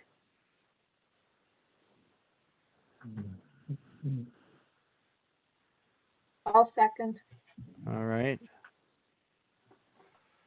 All right, so you would like to add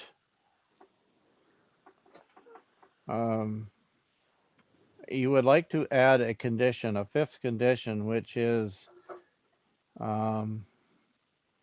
sufficient. Can I suggest this? Sufficient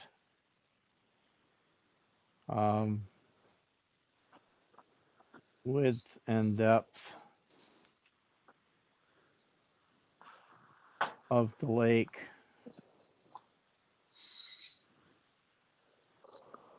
adjacent to this, what, the subject property?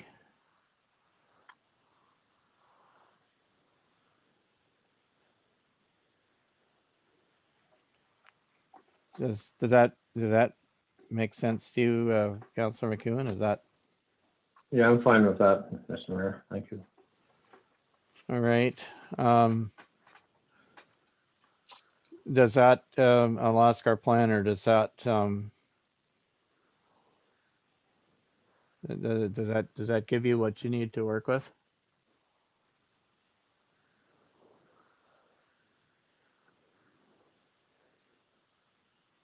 Looks like he's gone. He's gone. Okay, well, I guess we won't get an answer to that question.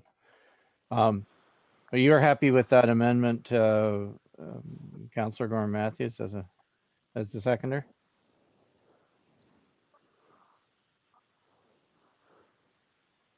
Are you? Yes. Okay, thank you. Yes. All right, we have a motion on the floor. Is there any discussion about it?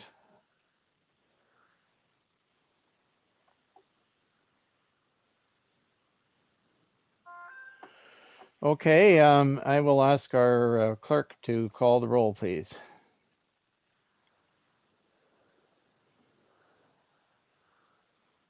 Hello, it's Judith Nates here. Through you, your worship. Starting with Councillor Gorham Matthews, Yes. Councillor Lamb, Yes.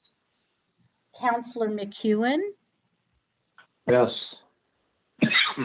Councillor Woods, Yes.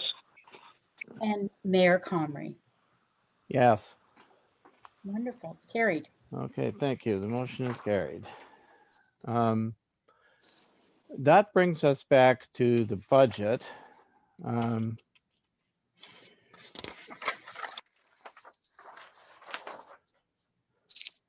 going to read a motion and see if I can get a mover and seconder for this one. That the Council of the Municipality of Whitestone received the memo draft operating and capital budget for the year 2021 prepared by Patricia Allen, Treasurer/Tax Collector, and that no adjustments be made to the draft 2021 operating and capital budget as presented, and that the 2021 tax rate increase be set at 1% as recommended by the Treasurer, and that public notice be provided as per bylaw 77/2007. The Council of the Municipality of Whitestone will be giving consideration to a bylaw to adopt the 2021 municipal budget and set the 2021 taxation rates on May 3rd, 2021. Can I get a mover and seconder, please?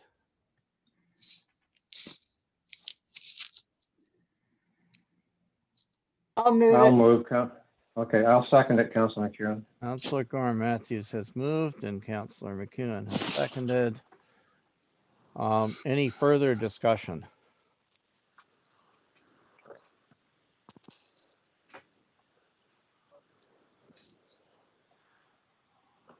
Okay, hearing none, I will ask once again our deputy clerk, I guess, to take the roll call vote, please. Wonderful. Through you, Mr. Mayor. Councillor Gorham Matthews. Yes. Councillor Lamb. No. Councillor McEwen. Yes. Councillor Woods. No. Mayor Comrie. Yes. That's carried. Okay, thank you.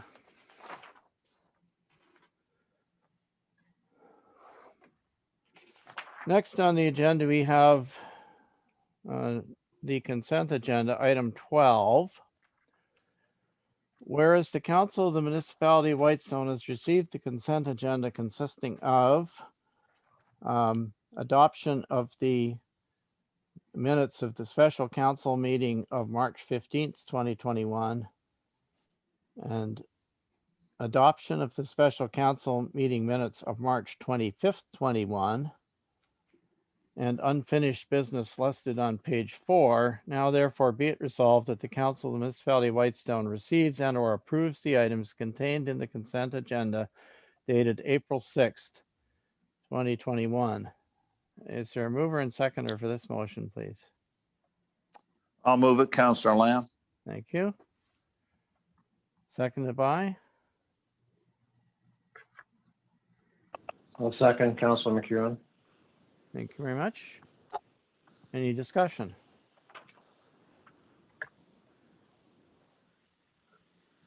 All right. Is any objection to approving this motion? Thank you. That's carried. I see no matters then arising from the consent agenda, which brings us to accounts payable. Can I get a mover and seconder, please, that the Council of the Municipality of Whitestone approve accounts payable in the amount of $67,699.67 and payroll in the amount of $56,803.64 for payment.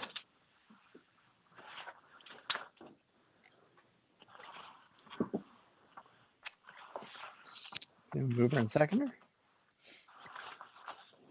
I'll move, Councilor McEwen. Thank you. Seconded by? I'll second, Councilor I'll Woods. second.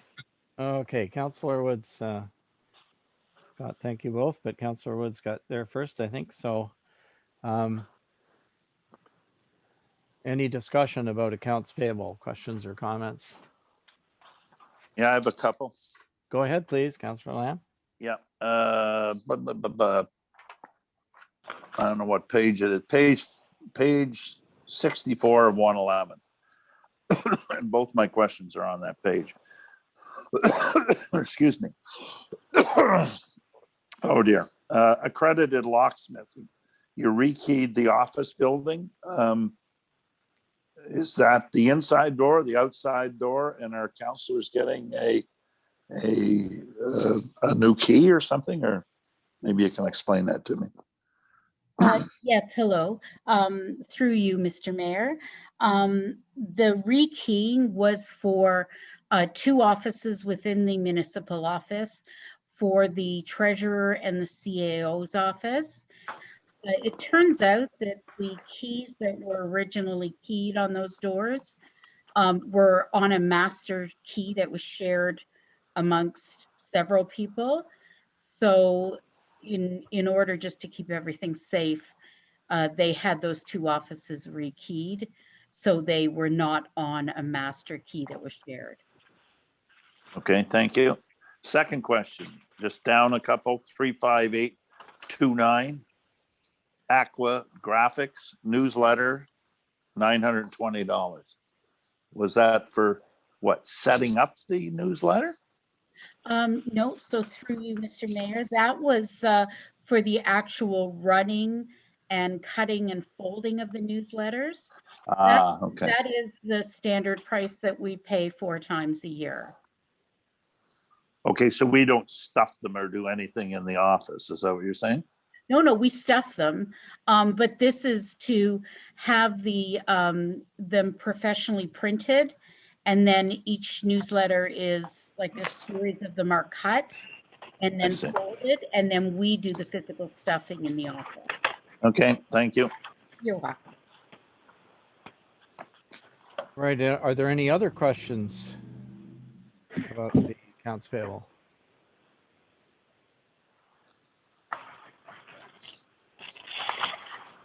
Okay, hearing none, I will ask our deputy clerk to call the roll, please. Vote.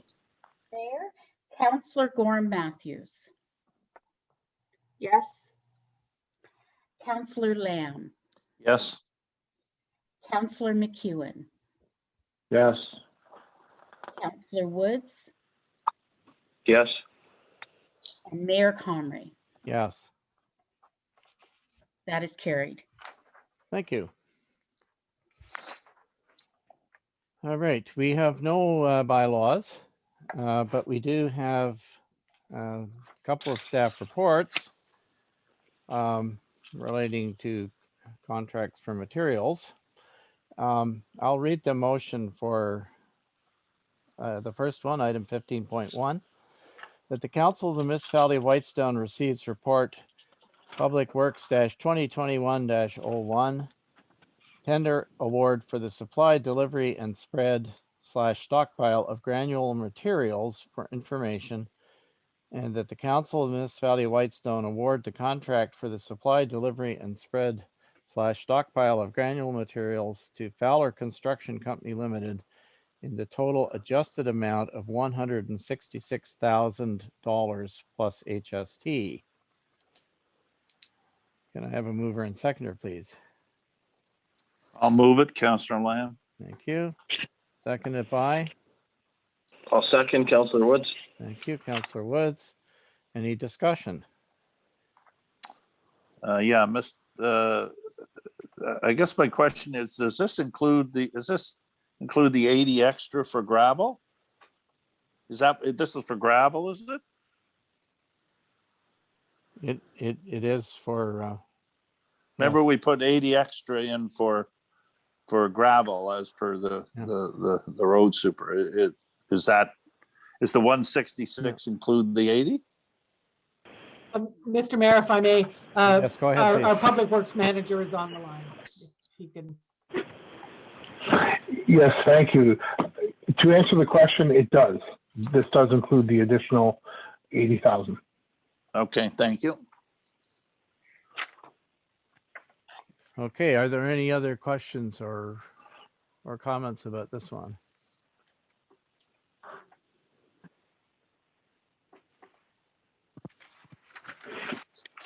All right, hearing none, let's call the question, Madam Deputy Clerk.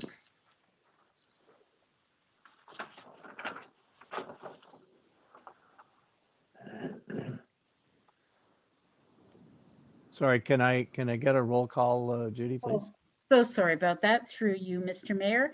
Councillor Gorham Matthews, Yes. Councillor Lamb, Yes. Councillor McEwen, Yes. Councillor Woods, Yes. Mayor Comrie. Yes, That carried. thank you. And staff report 15.2, which has to do with the delivery and application of calcium chloride. That's to control the dust from the gravel we just bought. That the Council of the Municipality of Whitestone receives report Public Works 2021-02 tender award for the supply, delivery, and application of calcium chloride.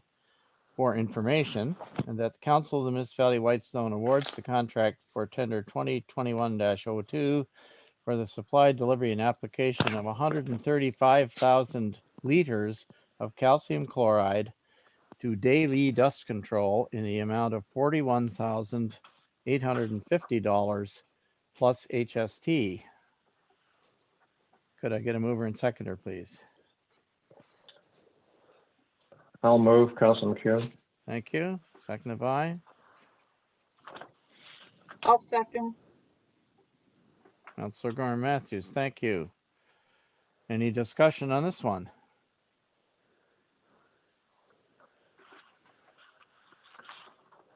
Okay, hearing none. Could you call the roll again, please, Yes. Madam Deputy Clerk? Councillor Gorham Matthews, Yes. Councillor Lamb, Yes. Councillor McEwen, Yes. Councillor Wood, Yes. and Mayor Comrie. Yes. That carried. All right, thank you. So the next item is there are business matters. So 16.1 is a request for us to confirm a date for the public meeting to talk about the official plan amendment number 2. You will recall this had to do with development of lots that do not have access on a public road, and I guess the trailers are in there too. Am I correct? Anyway, the proposal that we agreed to, if you look in our action items log, that was to set a date for a public meeting sometime in the summer. And I don't know. I guess I will ask first if our CAO clerk has a date in mind that we could fill in here. Thank you, Mr. Mayor. I didn't particularly have a date in mind. My assumption, based on the climate of what's happening with the pandemic, is it will indeed be virtual. I'm assuming that we would want something, maybe the third week in August might be a good time. So we still have our seasonal folks here. But it's late enough in August that we have lots of time for people to view the documents, ask questions if they want to. And I must say, the reason we've got this on the agenda today is that we want to make sure it gets into the May newsletter, because the next newsletter, of course, is August. So we want enough time in advance to make sure people know when the meeting is. But as for a specific date, I didn't particularly have a date in mind. It's something that I felt council would be best to choose. If we wanted to pick a Thursday in late August, we've got the 19th of August. Our only council meeting in August is actually August 3rd. Yes. So we could try for the 19th. The 26th is pushing it pretty close to the long weekend. But not necessarily. 19th and 26th perhaps, and Thursday for no particular reason other than it's a little bit later in the week.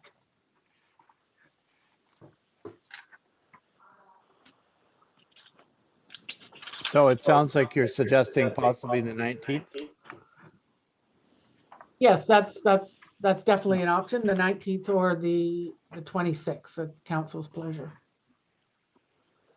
All right, well, let me ask if we could have a mover and a seconder for this motion, that Council of the Municipality of Whitestone request staff. Michelle, turn your mic off. Okay, sorry. You're right.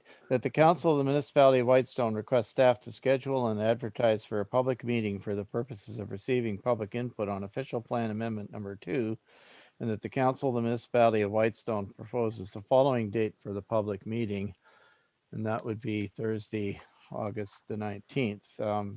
Would someone like to move that? I'll move it, Councillor Lamb. Thank you. Seconded by.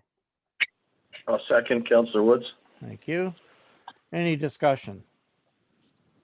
Yeah, Councillor Lamb. I think that that date is a good date because if any roads associations meetings are usually held, either in July or a lot of them over the long weekend in August. So I'm as concerned about the communication out, and we've talked about this several times, that it be that the notification and the detail of this be sent out to the various groups within the municipality, road associations, etc., along with maps identifying the specific land or tracts of land or whatever that, if we were to pass this, would become eligible for development. So again, that's the important part, is that we get that out in time.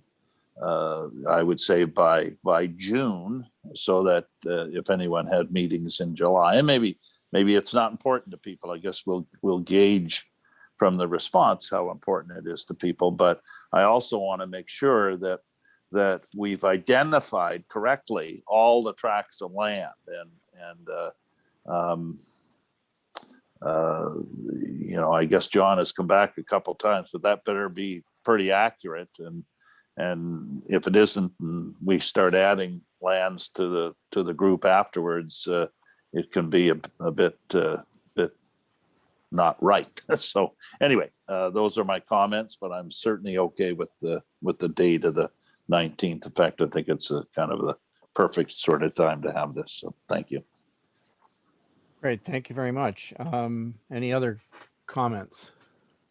Yeah, Councilor McEwen, Mr. Mayor, I can concur with Councilor Lamb. It's important that the people along these roads know what's potentially happening with respect to development.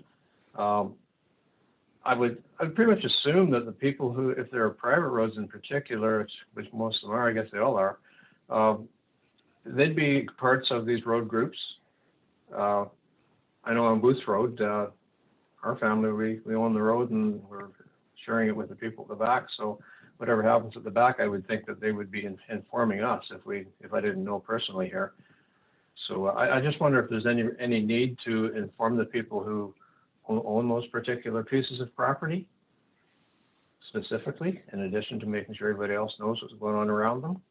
I'm not sure how important it is, but it's just a comment. Maybe someone else has a thought on that.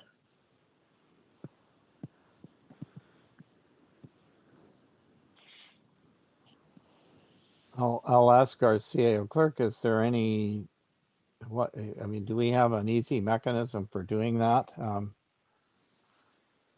Other than the one that, Councillor Lamb, of course, suggested there were the road associations, which I think is a good idea, but in many cases, those folks might not be directly affected by this, so it's hard to know. Do we have a way of notifying people who are, who own properties that might be the subject of this amendment, or subject to this amendment? Thank you, Mr. Mayor. Yes, for sure, we will notify lake and road associations. That's a given. That's been a standard practice now for a little while. I believe we can identify the property owners. I'm not quite sure how many there are, but I will talk to our planning assistant, Paula. She's the one that usually determines names and addresses for folks. And I can't imagine it would be too onerous a task. So we will commit to doing that, unless you hear from me otherwise that it's too difficult to attend to, but I believe it's quite doable.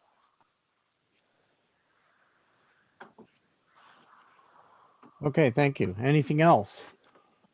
Mr. Mayor, Councillor Woods. Go ahead.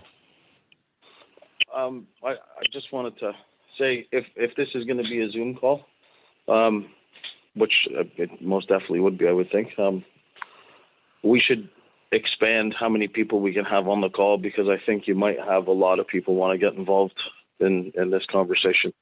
And I'd hate to see us, like the other meeting just a couple meetings ago there, where there was only 100 participants.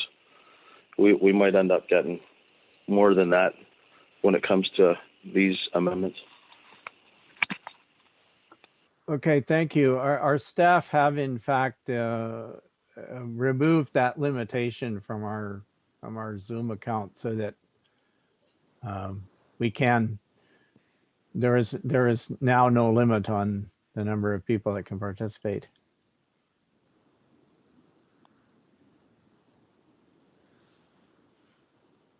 Thank you, Mr. Mayor, CAO. There's a limit, but it's a high limit. Oh, Could I just go back? I think I need to clarify. The property owners that we're going to notify, are those the folks that actually have backlots now? Those are the property owners? that's my assumption. Okay, just wanted to be sure. The folks that now have backlots that they can't build on, but should the amendment be passed, they could. Okay, just wanted to make sure I got that right. Thank you. Okay, anything else about this? We're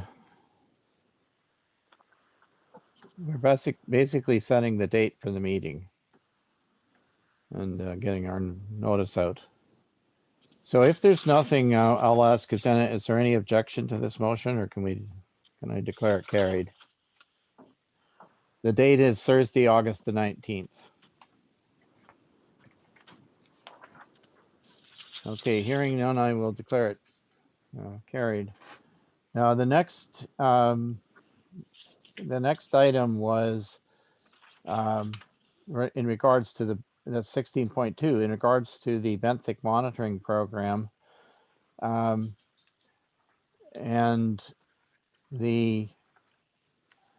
there is a suggested motion here. I'll read it to you. Whereas the Council of the Municipality of Whitestone has budgeted for a benthic monitoring program to commence in 2021 to be undertaken by Georgian Bay Biosphere. Therefore, be it resolved that the following lake be selected for 2021 benthic monitoring, and that's this is in addition, of course, to Whitestone Lake, which would be going into year 2 of the benthic monitoring. The suggestion that's on the paper in front of me is that it be Lake Wawashkesh. Is somebody going to move that motion? I know Councillor Gore Matthews wanted to speak to it, but I'll move it. all right, thank you. Is there a seconder? I'll second. Councillor McEwen. Councillor McEwen, thank you. And that opens it up for discussion. May I say something, please, Mr. Mayor? Absolutely. You're the mover. You go first. Sure. So, yeah, a couple months ago, I had first brought this up that we should add an additional lake to this type of testing. And we had a couple different ways that I discussed with the biosphere of how we could select our next lake. And one involved looking at populated lakes, like lakes that would be more affected by overuse and such, just to make sure that they're healthy. Then the other suggestion was to look at the cold water lakes first, the ones that support the most fish habitat, and the ones that our CAO and our Mr. Jackson came up with were Wawashkesh, Lorimer, and Fairholme. So there has been a indication of interest from Wawashkesh to be the next lake, and they already have a vigorous water testing program, so that was why I suggested we do Wawashkesh. The biosphere has been quite helpful with Whitestone Lake in analyzing their data that they've been taking over the last couple decades and tying it in with the benthic monitoring results that they've gotten. So that was my suggestion, that we start this year with Washkesh, and then we can look at Lorimer and Fairholme as well in preceding years. Thank you. Are there other comments or questions?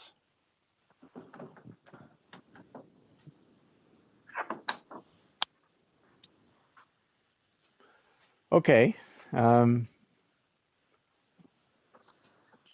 Well, perhaps I don't know if I need to call this one or not. Maybe not. Is there any objection to the motion?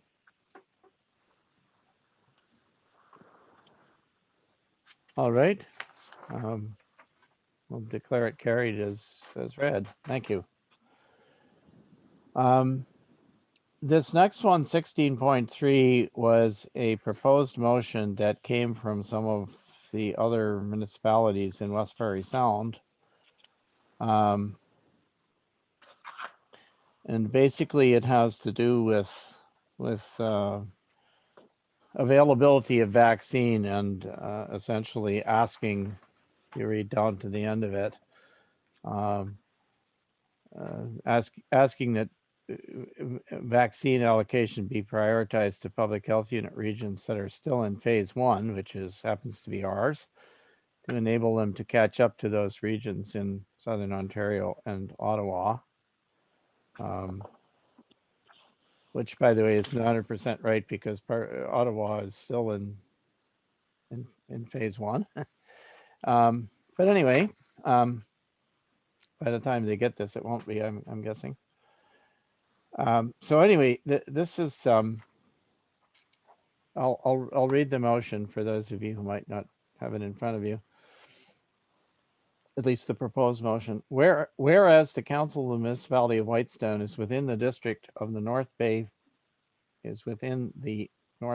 Parry Sound District Health Unit.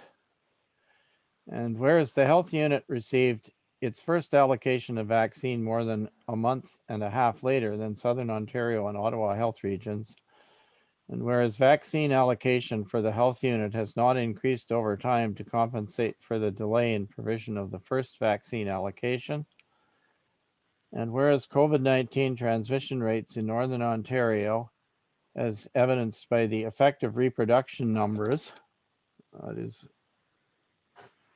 RT, I guess, are among the highest in the province. And whereas due to the vaccine allocation, the health unit is still in phase 1 of the rollout, while public health unit regions in Southern Ontario and Ottawa are in phase 2. And whereas 26.5% of the population in the Parry Sound District and 22.4% of the population in the Nipissing District are aged 65 years or older, compared to 16.7% for all of Ontario. That's based on the 2016 census. And whereas the delay in the health unit vaccine allocations is causing increasing inequities in the booking of COVID-19 vaccination clinics, and whereas due to the vaccine allocation, Indigenous populations have not received their required allocation, now therefore be it resolved that the Council of the Municipality of Whitestone requests that the vaccine allocation be prioritized to public health unit regions that are still in phase 1 to enable them to catch up to those regions in Southern Ontario and Ottawa, and furthermore be it resolved that this motion be forwarded to the Honourable Doug Ford, Premier of Ontario, the Honourable Christine Elliott, Minister of Health, Vic Fideli, MPP, Nipissing, Norm Miller, MPP, Muskoka Parry Sound, John Van't Hof, MPP, Temiskaming Cochrane, mayors and reeves within the North Bay Parry Sound District Health Unit District, Ontario Boards of Health, and the Association of Local Public Health Agencies. That is the suggested motion. Would someone like to move that?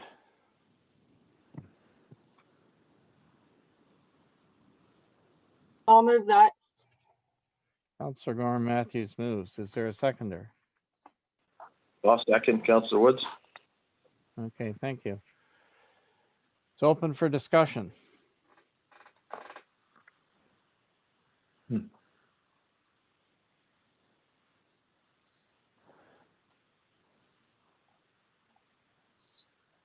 Okay, I'm not hearing any discussion. You get the gist of it, I'm sure. We are, the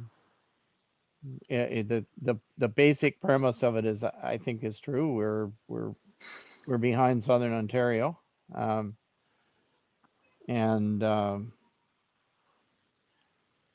Anyway, if you heard the provincial announcement today, there is, it appears that the government is considering adjusting somewhat the how vaccines are allocated based on trying to focus even more on areas of transmission, perhaps more so than they have in the past when it's been solely based on age. I suggest to you, unofficially, of course, that probably that does nothing to address the concern here that was coming from West Ferry Sound, saying we're not getting our share of vaccines. So Tough. that's the gist of it. Do we want to add our voice to Copy. Anybody have any opinions or for or against this? All right. I will call the question.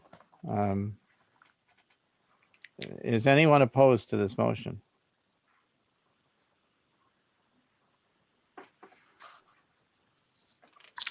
All right. I don't hear anybody, so I'll declare the motion carried. And that will take us to correspondence. Motion I'm looking for, whereas the Council of the Municipality of Whitestone has reviewed the correspondence items listed on page 5 of the April 6th Council agenda. Now therefore be it resolved that Council received the correspondence items for information with the following extracted for further discussion. Anything you would like to extract? Mr. Mayor, may I make a comment? Yes?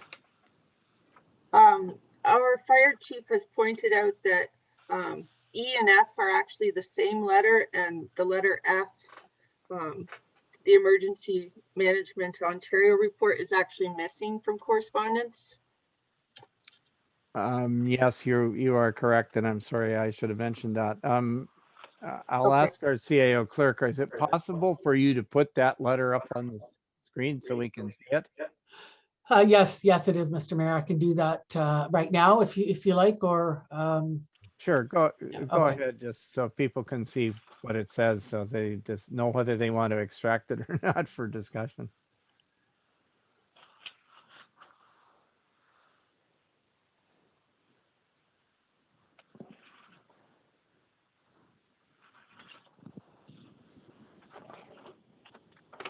So you see the gist of what it says.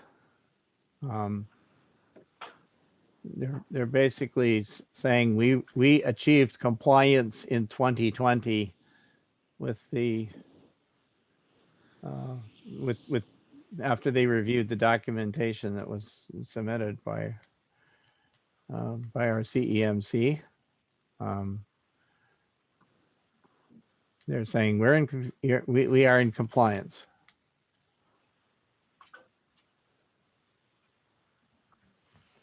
Which is good news. I'm not sure there's any action required on our part, but anyway, are there any of these other ones, now that you've seen what that one is, are there any of the items that you want to pull out for further discussion?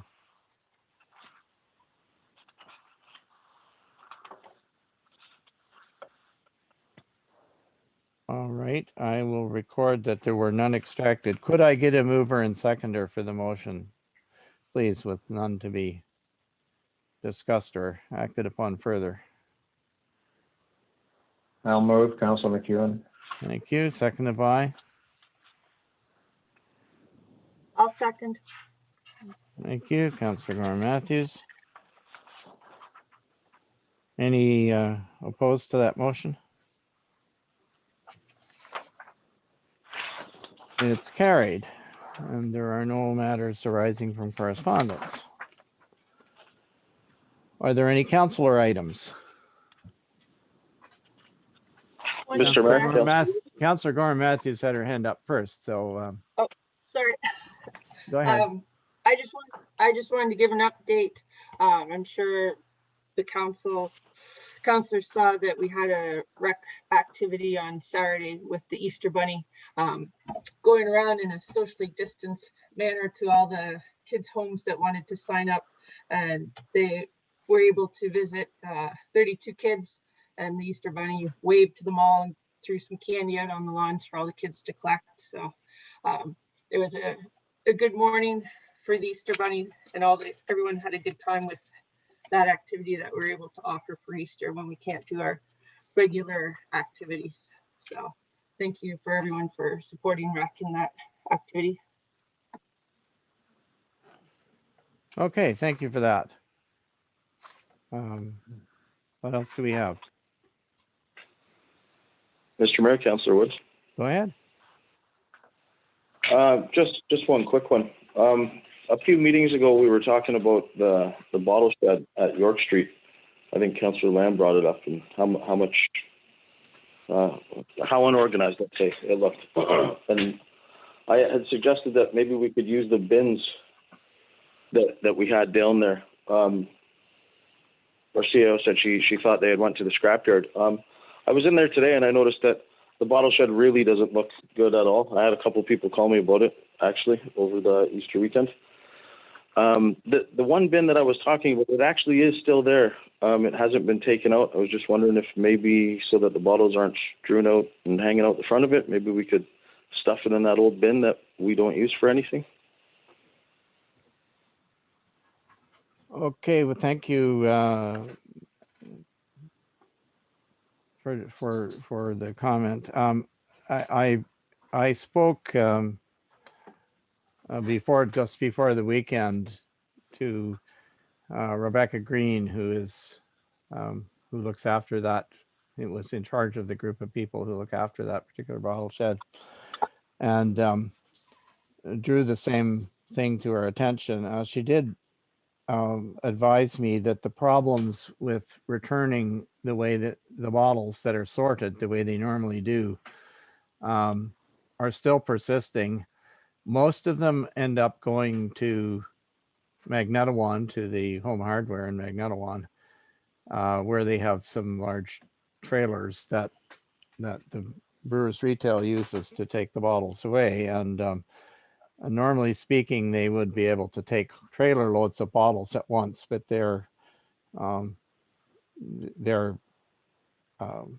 restricting when they're willing to do that to, pre-scheduled appointments and so on. And as a result, the shed that is supposed to contain sorted bottles is jam full and won't take any more. Half of the new sea container with the roll-up doors on it is full of cans, and the Greens have some trailers and some storage space that is full of things that are yet to be returned. So nevertheless, Rebecca did make a commitment that she would get the folks together and try to clean up the mess that is in front of the bottle shed, and that once she did that, she would let us know so that we could then get the awning installed over the front of it and so on, which hasn't yet been able to be mounted on the building because of all this the stuff that is sticking out in front. They have to be able to get inside to fasten it and so on. So I'm hoping that we will hear shortly from her that she was able to get rid of some of to sort the rest of what's there and get it out of the way at least, and then that would enable us to move forward. There was also some discussion about looking at other places that they might be able to return the bottles to. The beer store in Perry Sound only takes like individual returns from individual consumers. They are not interested in taking large volumes of bottles because of course they have to go through the beer store, through the, the conveyor that's in there and so on. And they don't have the capacity to handle the amount of bottles and cans that we have. But I gather that South River it does, and maybe there are some other places that they might be able to get rid of them. So they're going to try and work on that. The problem that you've identified, Councillor Wood, is certainly acknowledged. Everybody understands that it's a mess. It's just a question of getting trying to find some place to put what's left, and perhaps that storage, that old container, although it isn't ideal because it leaks water and everything, but perhaps it could hold some bottles at least to move them out of the way temporarily if that's what they end up doing.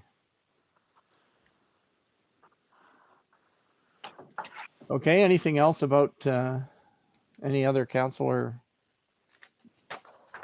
items? Next is questions from the public. We have. Doug has a question. He's the public tonight, I think. I think you are probably Doug, but please go ahead. Will I put my video on? If you want to, sure. Okay, there we go. I noticed it's a minor item. It's small. I noticed on the budget there was a line item there called $800 for fireworks. And I think back to 2019 when we got our newsletter in May, it had identified that the fireworks were going to be on Monday, July 1st. And the discussion at the time was, can we not move that back to the Saturday so that folks on the weekend could enjoy the fireworks? And that decision was made by council, and that was a good one. So here we are this year, 2021. If in fact there's fireworks, the July 1st is on the Thursday. Could I make a suggestion that council consider moving the fireworks celebration from the Thursday, where really only people who are up during the week of the seasonal, could we consider moving that to Saturday, July 3rd, so that the whole community can take advantage of that? So I thought I'd bring it up now, long before the newsletter goes out again, and then we have to scramble and change it. So that's a suggestion. Okay, thank you, Doug, for raising that. I think the question, by the way, the other when I was talking to Rebecca Green, the other thing that I asked her to do was to convene a meeting of the rec committee so that we can talk about what sorts of things we may be able to do in what's left of the spring and the summer in what is likely to still be a pandemic. So I guess there is a question in our minds as to whether we can do fireworks simply because of at least in the normal way that we would do them, where there is a fairly large number of people congregating right on the right in the driveway and the beach area and so on, right around where the fireworks are being done. We may very well still have a requirement for physical distancing and that sort of thing. So I guess it's not even clear whether that at this stage whether fireworks would be possible. But yeah, I think your suggestion is well taken. If we were going to set a date, we would try to set a date that worked best for the majority of people. And there may be some other way that this can be done that doesn't involve people congregating so tightly, but I guess that's something that is still to be discussed. Right. When I attended in 2019, and I've done it before, there was probably twice as many boats out in the water in 2019 than prior years. So, and again, only if we're going to do something, I think we should consider moving it. But, Yep. thank you for considering. Okay, thank you. Anything else? All right. I think the next item is the confirming bylaw. Could I get a mover and seconder, please? I'll move, Councilor McEwen. Thank you. Seconded by? I'll second, Councillor Wood. Thank you, Councillor Woods. I'm assuming there's no discussion about that one. And unless I hear opposition, I'll declare it carried. And finally, that brings us to adjournment. I'll move, Councillor Lamb. Thank you. Seconded by? I'll second, Councillor Woods. Councillor Woods. That council be adjourned at 8:49 p.m. until on the next scheduled meeting on Monday, April the 19th at 6:30 p.m. at the call of the chair. So thank you very much, everybody. Managed to finish a little bit earlier tonight, but anyway, enjoy the rest of your evening. Stay safe, and we'll meet again soon. Thank you too, Mr. Mayor. Take care, folks. Night, everyone. Good night. Good night.